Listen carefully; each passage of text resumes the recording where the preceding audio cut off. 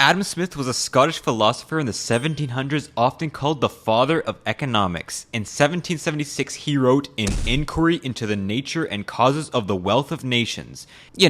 To inquire about why some nations were wealthy and some weren't. He thought there was a hand, no, not a real hand, an invisible hand that guides the free market through people's own self-interest. That's right, he believed if everyone acted in their own selfishness, then the economy would prosper and they would grow into a wealthy nation without even needing a king to help it. People want to buy the cheapest products possible, producers want to sell for the most dollar bills they possibly can, and it was up to this magic invisible market to equalize it. If the whole nation did this and everyone specialized to make only what they're good at, we could trade with each other and maximize our gross domestic product, he said. Better yet, he argued we can and should trade over borders to specialize the whole country. Wonderful. The first modern man to really think of how to run an economy, and he told us not to run it at all. That same view wasn't shared by the German economist Karl Marx, most famous for co-writing the Communist Manifesto and later writing Das Kapital in 1867. He certainly didn't like Adam's selfish ideas.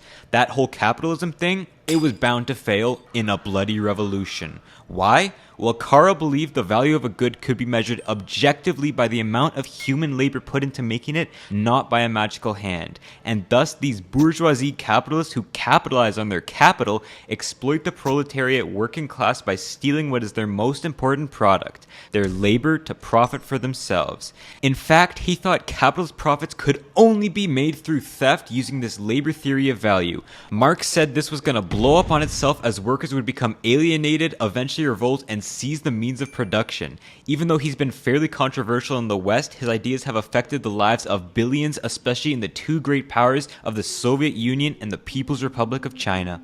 Another man whose ideas stimulated the lives of billions was English economist John Maynard Keynes. He never thought we should just let the economy be, especially after he personally saw how the Great Depression ruined millions of British and American lives. So he wrote his masterpiece, the creatively named General Theory of Employment, Interest, and Money. Real page-turner, huh?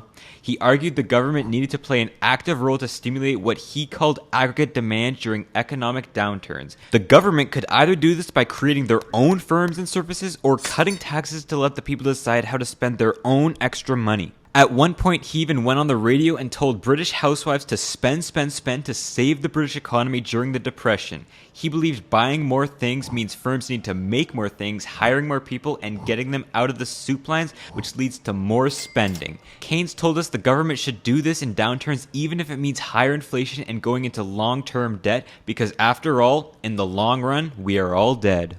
But his biggest rival, Austrian economist and political thinker Friedrich von Hayek, thought this was a load of baloney. Friedrich lived through Austrian hyperinflation and saw his homeland fall to totalitarian rule, shaping his idea that the government shouldn't do a goddamn thing to the economy. He advocated for a total free market called economic liberalism and thought that socialist and welfare state policies were a slope to totalitarianism, or a road to serfdom, as he wrote about in his most famous work. One of his most important ideas was criticizing government price controls. If, according to the free market, the price of something was the accumulation of all that goods data, how could one entity know what the value is by themselves?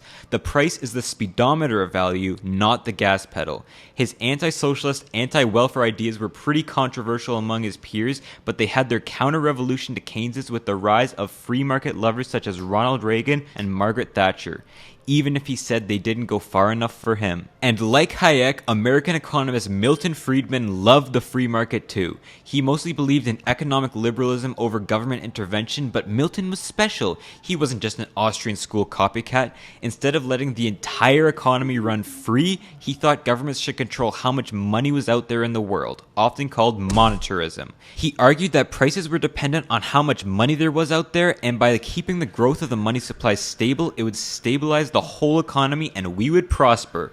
Not only that, but in the short run, pumping money into the economy can actually increase aggregate demand, lowering unemployment, but it means taking an inflation hit in the long run. And if that inflation was too high, he argued to slow down the money growth, even if it means taking an output hit in the short run. He worked closely with the US government and Federal Reserve in the 80s, and his ideas have stayed in the West more or less ever since.